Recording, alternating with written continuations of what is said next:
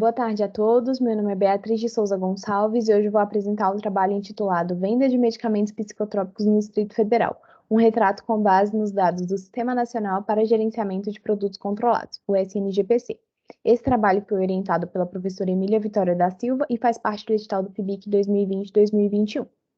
Bom, o que são medicamentos psicotrópicos? São substâncias que agem no sistema nervoso central e que têm diversas indicações terapêuticas por terem diversos mecanismos de ação. Dentre as indicações terapêuticas, a gente tem transtornos mentais, principalmente, como ansiedade, depressão, esquizofrenia, o transtorno afetivo bipolar.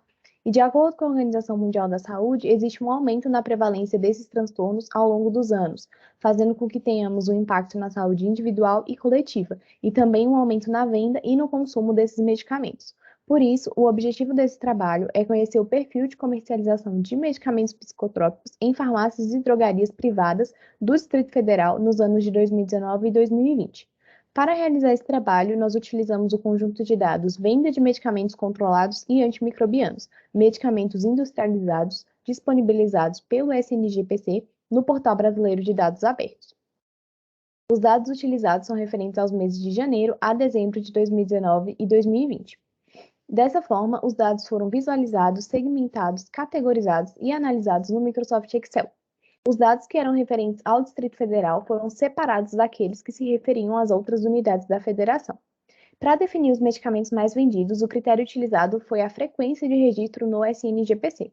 Como resultados, a gente tem os 20 medicamentos mais vendidos em 2019 e 2020, sendo o primeiro mais vendido o oxalato de estalopram, seguido do clonazepam, zolpidem, tramadol, sertralina, a associação de codeína com paracetamol, fluoxetina, alprazolam, duloxetina, risperidona, e em 11º lugar a gente tem a quetiapina, e nesse slide a gente vê os outros medicamentos que compõem a lista dos 20 mais vendidos nos 2 anos analisados. Dessa forma, dos 20 mais vendidos, a gente tem 10 antidepressivos de acordo com a classificação anatômica terapêutico-química, a ATC, que é uma classificação da Organização Mundial da Saúde. Além desses 10 antidepressivos, a gente tem antiepiléticos, hipnóticos e sedativos, opioides, ansiolíticos e antipsicóticos.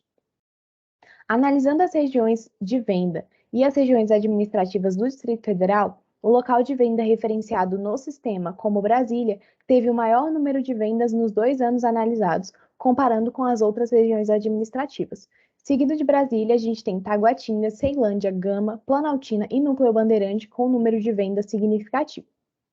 Lendo outros estudos, esses estudos apontam que os antidepressivos são a classe mais utilizada pelos pacientes. Os medicamentos mais vendidos têm diversas indicações além de transtornos mentais, como dores crônicas, insônia, hipertensão e problemas osteoarticulares. Fazendo análise dos dados, não houve variação significativa nas vendas nos meses de 2019 e 2020 em relação aos medicamentos analisados. Sendo assim, os medicamentos mais vendidos coincidem com aqueles indicados por protocolos nacionais e internacionais para o tratamento da depressão. Analisando esses protocolos, eles indicam principalmente inibidores seletivos da recaptação de serotonina, como estalopram, fluoxetina, paroxetina e sertralina, que são os medicamentos que também estão dentre os mais vendidos da lista encontrada nesse trabalho.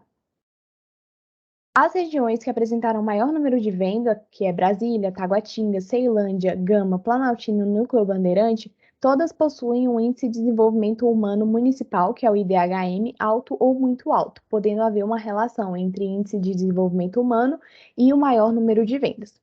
Sendo assim, a gente pode concluir que existe uma predominância na venda de antidepressivos, e isso coincide não só com a alta prevalência de transtornos mentais, como ansiedade e depressão, mas também coincide com a epidemiologia da dor crônica, da hipertensão, da insônia e outras doenças e transtornos que podem requerir o uso de medicamentos psicotrópicos no tratamento.